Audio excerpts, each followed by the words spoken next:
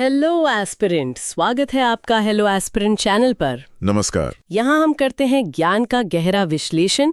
अगर अब तक सब्सक्राइब नहीं किया है तो प्लीज कर लीजिए, कोई जरूरी चर्चा मिस नहीं होनी चाहिए। जी हाँ, और आज का हमारा स्रोत है यूपीएससी और स्टेट पीसीएस की तैयारी करने वालों के लिए एक बहुत ही जरूरी किताब, स्पेक्ट्रम की a brief history of modern India. बिल्कुल, स्पेक्ट्रम, इसके बिना तो तैयारी अधूरी सी लगती है। सही कहा। और आज हम इसके यूनिट 2 चैप्टर 3 पर फोकस करेंगे, भारत में यूरोपियों का आगमन, advent of Europeans in India. हाँ, ये चैप्टर तो बहुत अहम है। प्रीलिम्स के लिए इसमें फैक्ट्स भरे पड़े हैं और मेंस के लिए तो एनालिसिस का खजाना है। बिल्कुल। तो आज का हमारा मिशन यही है कि हम समझें कि ये यूरोपीय शक्तियां ये भारत आईं क्यों, क्या कारण थे, और फिर ये समुद्री रास्ता ही क्यों ढूंढना पड़ा इन्हें। हाँ, और फिर ये पुर्तगाली, डच, अंग्रेज, फ्रांसीसी, ये सब कैसे आए, कैसे इन्होंने अपनी जगह बनाई, इनके आपसी झगड़े। एग्जैक्टली। और हम कोशिश करेंगे कि उन पॉइंट्स को हाईलाइट करें जो एग्जाम के लिहाज से, मतलब प्रीलिम्स और मेंस दोनों के लिए ज्यादा जरूरी हैं। बढ़िया, तो चलिए शुरू करते हैं। सबसे पहला सवाल तो यही उठता है कि इन्हें नए समुद्री रास्ते की जरूरत ही क्यों पड़ी। मतलब क्या पहले व्यापार नहीं होता था? नहीं, व्यापार तो होता था, प्राचीन काल से मध्यकाल से होता आया था। लेकिन जमीनी रास्ते थे, पुराने समुद्री मार्ग थे। पर हुआ ये कि 1453 में कॉन्स्टेंटिनोपल, हाँ, कॉन्स्टेंटिनोपल पर जब ऑटोमन तुर्कों का कब्जा हो गया तो जो पुराने जमीनी रास्ते थे यूरोप के लिए, वो एक तरह से बंद हो गए। अच्छा, यानी कंट्रोल चला गया यूरोपियों के हाथ से। बिल्कुल। और जो लाल सागर वाला रास्ता था, उस पर अरबों का या इस्लामी शासकों का दबदबा हो गया। वेनिस, जेनोआ जैसे शहर जो पहले व्यापार करते थे, उनकी पहुंच भी सीमित हो गई। वो बिचौलिए बन गए। और जाहिर है बिचौलिए होंगे तो मुनाफा भी ज्यादा लेंगे। हाँ, बिल्कुल। और यूरोप में खासकर 15वीं सदी में एक नया माहौल भी था, रेनेसांस, जिसे हम पुनर्जागरण कहते हैं। हाँ, नई सोच, नई खोज का दौर। सही कहा। जहाज बनाने की तकनीक अच्छी हो रही थी, नेविगेशन के तरीके सुधर रहे थे, आर्थिक विकास भी हो रहा था, और भारत के मसालों की, कपड़ों की, लग्जरी आइटम्स की डिमांड तो थी ही। तो इस सब में पुर्तगाल और स्पेन सबसे आगे थे। प्रिंस हेनरी द नेविगेटर का नाम आता है। हाँ, पुर्तगाल के प्रिंस हेनरी को तो जुनून था इसका। और इसमें एक धार्मिक एंगल भी था। पोप निकोलस V का 1454 का आदेश था कि जाओ, नए इलाके खोजो, ईसाई धर्म फैलाओ, इस्लाम का प्रभाव कम करो। और इसी चक्कर में 1494 में वो टोर्डेसिलस की संधि हुई थी। ये प्रीलिम्स में पूछते हैं कभी कभी। हाँ, ट्रीटी ऑफ टोर्डेसिलस। पुर्तगाल और स्पेन ने पोप की मध्यस्थता में अटलांटिक में एक लाइन खींचकर दुनिया बांट ली थी आपस में। कहा कि इस लाइन के पूर्व में जो भी गैर ईसाई जमीन मिलेगी वो पुर्तगाल की, और पश्चिम की स्पेन की। अच्छा, तो भारत पूर्व में आया इसलिए पुर्तगाली पहले पहुंचे। बिल्कुल। इसी संधि ने पुर्तगाल का रास्ता साफ किया भारत की ओर। तो पहला बड़ा ब्रेक थ्रू किसने दिया? देखिए, 1487 में बार्थोलोम्यो डियाज अफ्रीका के दक्षिणी कोने केप ऑफ गुड होप तक तो पहुंच गया था। हाँ, तूफानी अंतरीप। हाँ, लेकिन भारत तक पहुंचने का श्रेय जाता है वास्को डी गामा को। 1498 में एक गुजराती पायलट अब्दुल मजीद, उसकी मदद से वो कालीकट पहुंचा। और कालीकट के राजा जोमरिन ने तो स्वागत किया था शायद। हाँ, जमुरिन ने स्वागत तो किया, लेकिन वहां पहले से अरब व्यापारी जमे हुए थे। उन्हें पुर्तगालियों का आना पसंद नहीं आया। जाहिर सी बात है, कंपटीशन जो आ गया था। बिल्कुल। और पुर्तगालियों का इरादा भी सिर्फ व्यापार नहीं था। वो चाहते थे कि अरबों को हटाकर पूरे मसाले के व्यापार पर कब्जा कर लें। गामा 1501 में दोबारा आया, तब ज़मोरिन से उसकी बनी नहीं। अच्छा, फिर? उससे पहले 1500 में पेड्रो कैब्राल आया था। हाँ। उसने तो आते ही कालीकट में फैक्ट्री बनाने की कोशिश की, लोकल लोगों से झगड़ा हुआ, अरब जहाज़ों पर हमला करके उन्हें लूटा, यहाँ तक कि कालीकट पर बमबारी भी कर दी। अरे बाप रे, मतलब शुरुआत से ही मामला गर्म था। बहुत गर्म। यहीं से संघर्ष शुरू हो गया। हाँ। कैब्राल ने फिर कन्नौर के शासक से दोस्ती कर ली। इसके बाद पुर्तगाल ने अपनी स्ट्रैटेजी बदली, गवर्नर्स भेजने शुरू किए, जैसे फ्रांसिस्को डी अल्मेडा। हाँ, फ्रांसिस्को डी अल्मेडा 1505 से 1509 तक वो पहला पुर्तगाली गवर्नर था, और उसकी ब्लू वाटर पॉलिसी काफी फेमस है। ये मेंस के लिए जरूरी हो सकता है। ब्लू वाटर पॉलिसी यानी नीले पानी की नीति, ये क्या थी? अल्मेडा का मानना था कि जमीन पर किले बनाने या कब्जा करने से ज्यादा जरूरी है समंदर पर, यानी हिंद महासागर पर कंट्रोल करना। अच्छा। उसने कार्टेज सिस्टम शुरू किया। मतलब कोई भी भारतीय जहाज अगर समंदर में चलेगा तो उसे पुर्तगालियों से एक परमिट, एक कार्टेज लेना होगा। नहीं लिया तो जहाज लूट लिया जाएगा। बाप रे, दादागिरी थी ये तो पूरी। हाँ, एक तरह से नौसैनिक दादागिरी ही थी, समुद्र पर अपना प्रभुत्व जमाना। हालांकि 1507 में वो मिस्र और गुजरात की मिलीजुली नेवी से हारा भी था दीव के पास, पर 1509 में उसने बदला ले लिया। लेकिन असली हीरो तो शायद अल्बुकर्क को माना जाता है। अल्फोंसो डी अल्बुकर्क 1509-15, उसे पुर्तगाली शक्ति का असली संस्थापक क्यों कहते हैं? हाँ, अल्बुकर्क को ही रियल फाउंडर मानते हैं। कई कारण हैं। सबसे बड़ा तो 1510 में उसने बीजापुर के सुल्तान से गोवा छीन लिया। ये प्रीलिम्स के लिए सुपर इंपॉर्टेंट फैक्ट है। गोवा, हाँ, ये पहली टेरिटरी थी जो किसी यूरोपियन पावर ने भारत में कब्जा की। बिल्कुल, लेकिन सिर्फ गोवा ही नहीं, उसने हिंद महासागर के स्ट्रेटेजिक पॉइंट्स जैसे ऑर्मुज, फारस की खाड़ी के मुंह पर, मलक्का, दक्षिण पूर्व एशिया के रास्ते पर और मालाबार तट पर अड्डे बनाए। इससे पुर्तगाली नेवल सुप्रीमेसी और मजबूत हुई। उसने कार्टेज सिस्टम को और सख्ती से लागू किया। और उसने कुछ सोशल रिफॉर्म्स भी किए थे ना, जैसे सती प्रथा पर रोक। हाँ, अपने कंट्रोल वाले इलाकों में उसने सती प्रथा को बैन किया। और एक और काम किया उसने, पुर्तगालियों को एनकरेज किया कि वो भारतीय महिलाओं से शादी करें। अच्छा, क्यों? ताकि एक लॉयल पुर्तगाली भारतीय आबादी तैयार हो सके जो पुर्तगाली हितों के लिए वफादार रहे। तो अल्बुकर्क की नीतियां, उनका असर, ये मेंस के लिए अच्छा टॉपिक बनता है। अल्बुकर्क के बाद नीनो द कुन्ना आया, जिसने हेडक्वार्टर कोचीन से गोवा शिफ्ट किया 1530 में, और उसने दीव और बेसिन भी हासिल किए। हाँ, गुजरात के शासक बहादुर शाह से। उस वक्त बहादुर शाह का मुगल बादशाह हुमायूं से झगड़ा चल रहा था, तो पुर्तगालियों ने मौके का फायदा उठाया और बंगाल में हुगली तक भी पुर्तगाली बस्तियां फैल गईं। तो कुल मिलाकर पुर्तगाली साम्राज्य कैसा था भारत में? क्या पूरे भारत पर कब्जा था? नहीं, पूरे भारत पर बिल्कुल नहीं।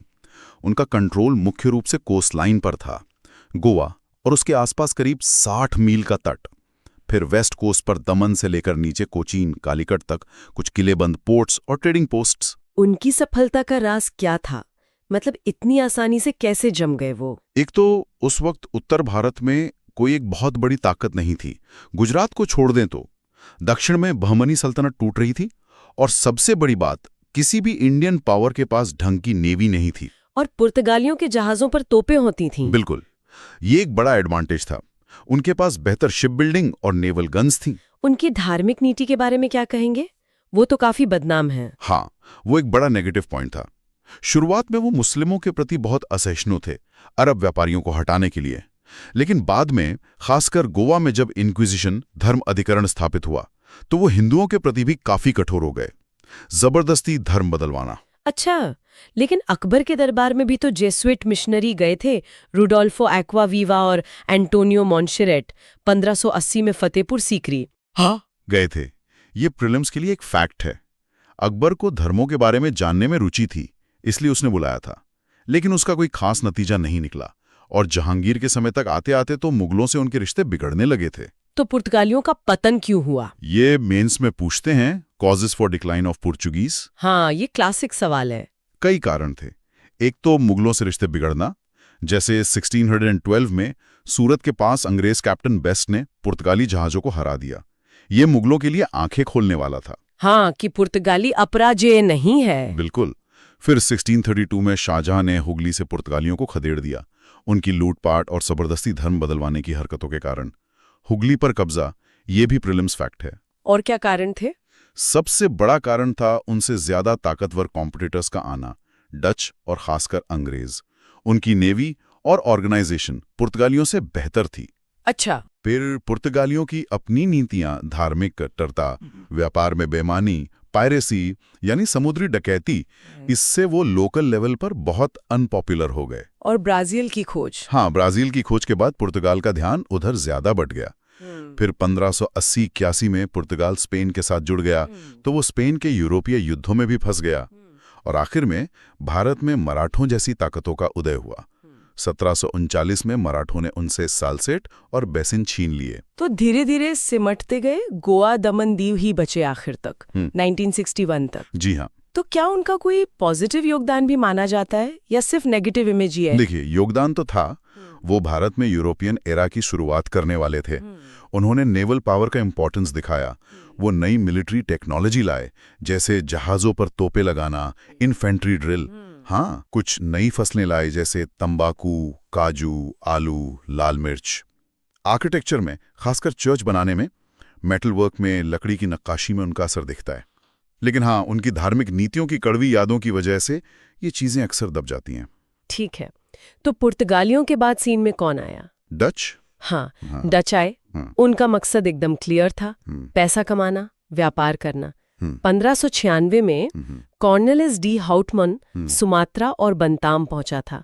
फिर 1602 में उनकी कंपनी बनी, वेरिनगे ओस्ट इंडियस कंपनी, यानी वीओसी।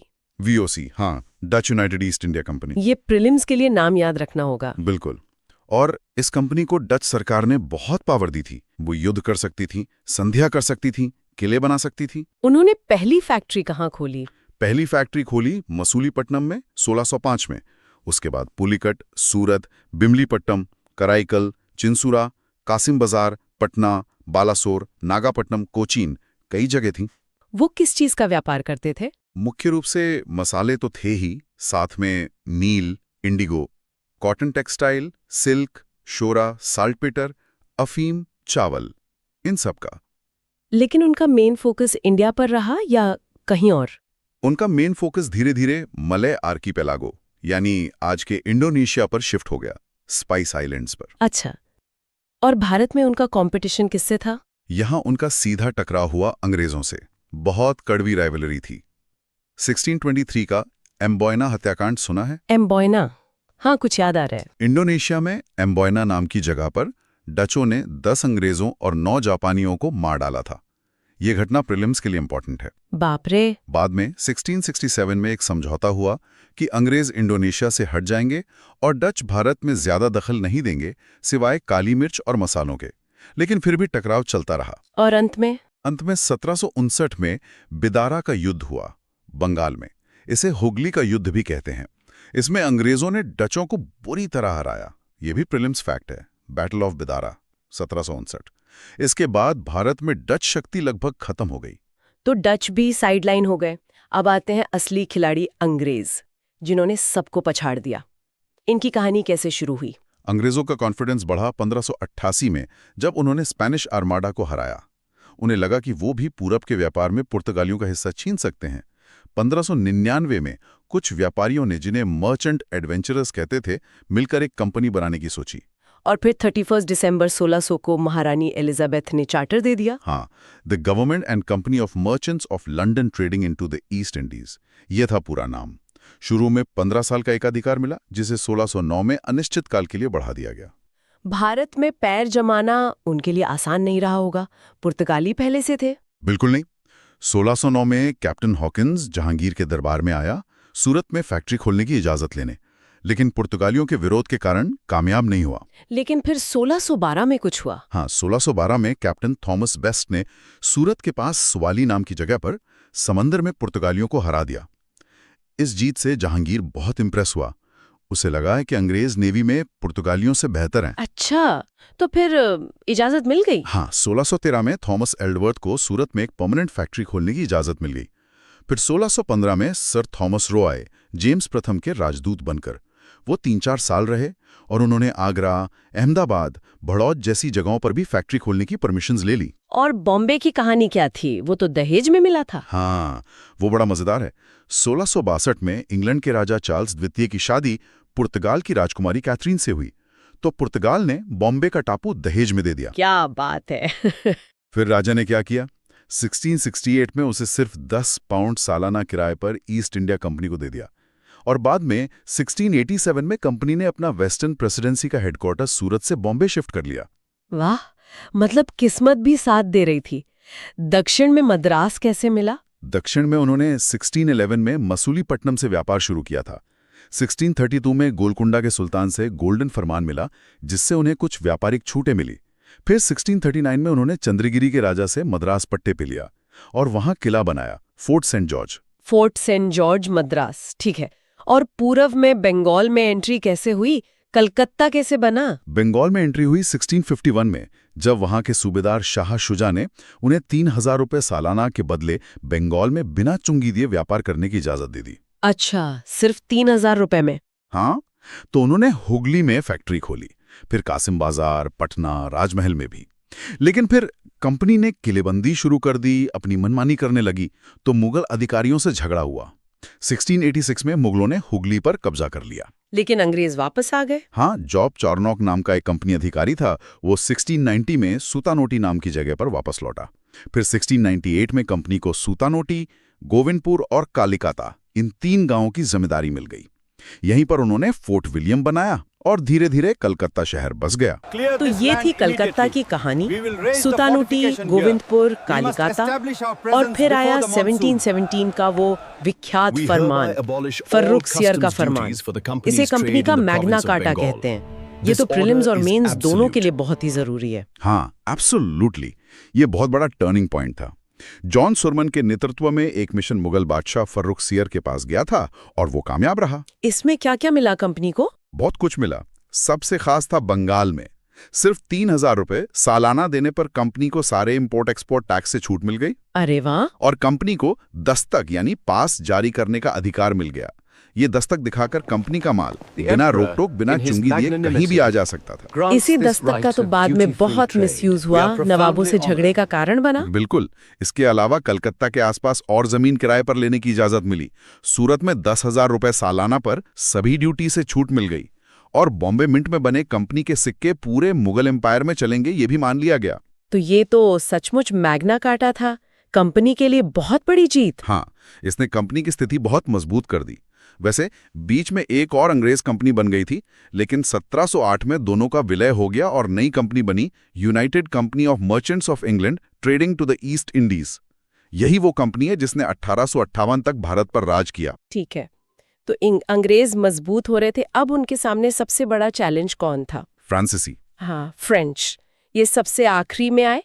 इनकी कंपनी द ज़ैंस ओरिएंटल्स 1664 में बनी थी और ये लुई 14वें के मंत्री कोलबर्ट की पहल पर बनी थी। मतलब ये काफी हद तक सरकारी कंपनी थी। बिल्कुल, इसमें सरकार का बहुत पैसा लगा था और कंट्रोल भी था। इनकी पहली फैक्ट्री सूरत में 1668 में खुली, फ्रैंकोइस कैरन ने खोली, फिर मसूलीपट्टनम में 1669 में। और इनका सबसे इंपॉर्टेंट सेंटर कौन सा बना? पांडिचेरी। 1673 में उन्हें बीजापुर के एक अधिकारी शेर खान लोदी से एक गांव मिला था, जिसे 1674 में फ्रैंकोइस मार्टिन ने पांडिचेरी के रूप में डेवलप किया। ये भारत में फ्रेंच पावर का सेंटर बना। बंगाल में चंद्रनगर भी उन्हें मिल गया था। लेकिन उन्हें भी झटके लगे शुरुआत में। हाँ, डचों से उनकी लड़ाई हुई, पांडिचेरी छिन भी गया था 1693 में, हालांकि 1697 में वापस मिल गया। फिर कंपनी में कुछ दिक्कतें आई तो 1720 में से दोबारा रीऑर्गेनाइज किया गया। 1720 से 1742 के बीच लेनोयर और ड्यूमास जैसे गवर्नरों के अंडर में फ्रेंच काफी मजबूत हुए। उन्होंने मॉरिशस, माहे, कराईकल पर कब्जा किया। और फिर शुरू हुआ अंग्रेजों और फ्रांसीसियों का असली घमासान, कर्नाटक युद्ध, कर्नाटिक वॉर्स। ये तो मेंस का फेवरेट टॉपिक है। बिल्कुल, 3 कर्नाटक युद्ध हुए जिन्होंने तय कर दिया कि भारत में कौन राज करेगा। इन युद्धों का बैकग्राउंड क्या था? सिर्फ व्यापारिक लड़ाई थी? व्यापारिक प्रतिद्वंदिता तो थी ही, लेकिन साथ में यूरोप में भी ब्रिटेन और फ्रांस लड़ रहे थे। जैसे ऑस्ट्रियाई उत्तराधिकार का युद्ध, वॉर ऑफ ऑस्ट्रियन सक्सेशन 1740 से 48, और 7 साल का युद्ध 7 Years' War 1756 से 63। तो जो लड़ाई यूरोप में होती थी उसकी चिंगारी भारत में भी भड़क उठती थी। और तीसरा कारण? तीसरा और शायद सबसे अहम कारण था कि दोनों कंपनियों ने अब भारत की लोकल पॉलिटिक्स में दखल देना शुरू कर दिया था।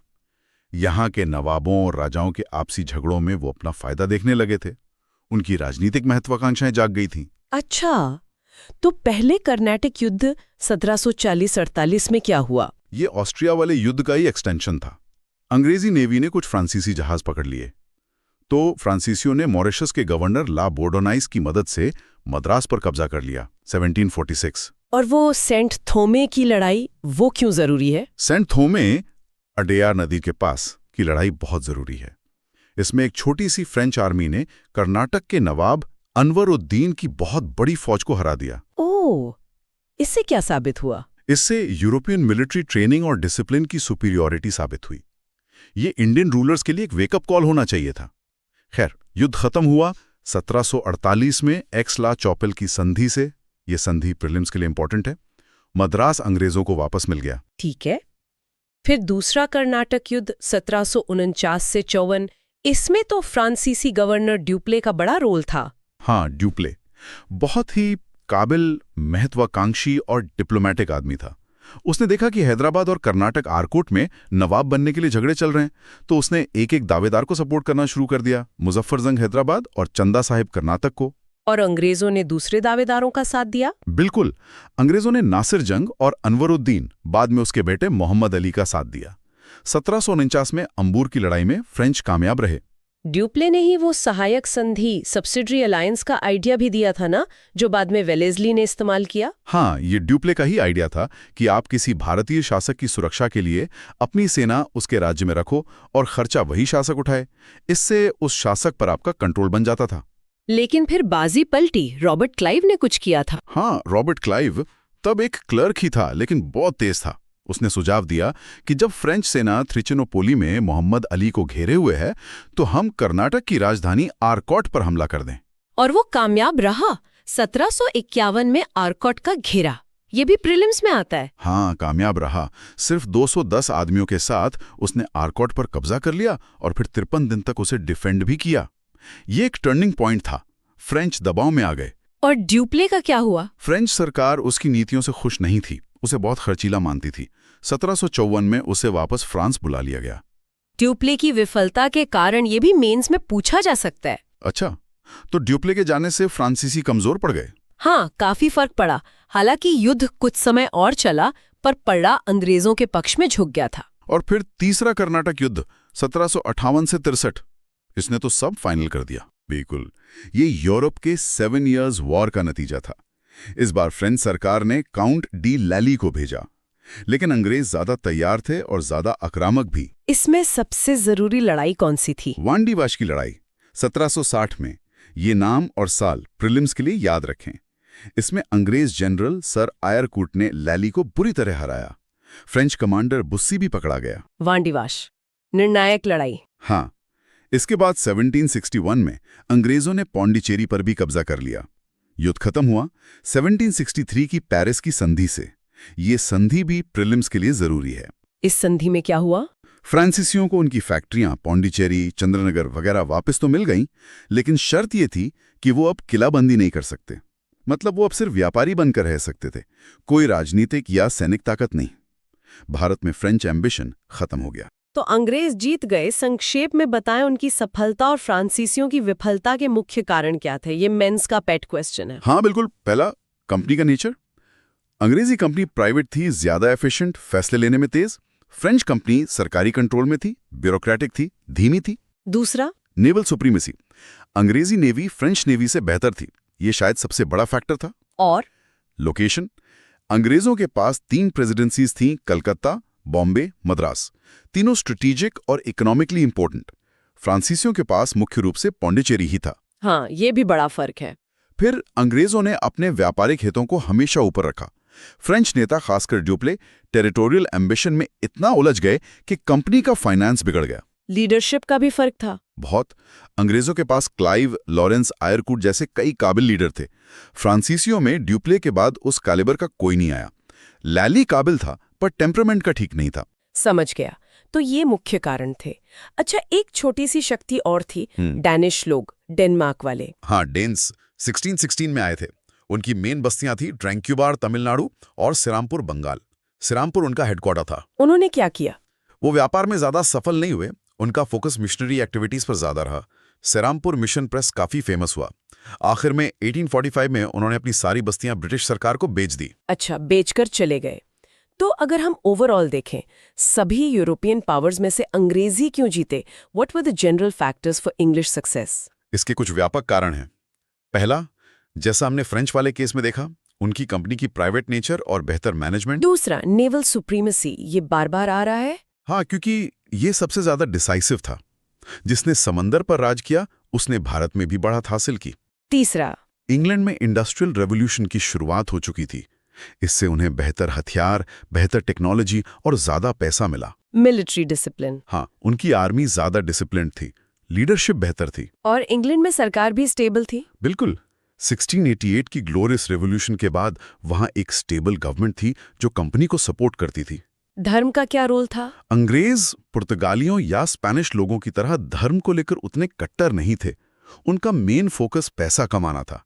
इससे उन्हें लोकल लोगों का विरोध कम झेलना पड़ा। और एक आखिरी पॉइंट, फाइनेंस। हाँ, बैंक ऑफ इंग्लैंड का बनना और लंदन का फाइनेंशियल मार्केट। अंग्रेजी सरकार और कंपनी दोनों अपने युद्धों को फाइनेंस करने के लिए इस मार्केट से आसानी से कर्ज उठा सकते थे। ये एक बड़ा एडवांटेज था। तो ये सारे फैक्टर्स मिलकर अंग्रेजों की सफलता का कारण बने। जी हाँ। तो ये थी कहानी यूरोपियों के भारत आगमन की, स्पेक्ट्रम के अध्याय 3 के आधार पर।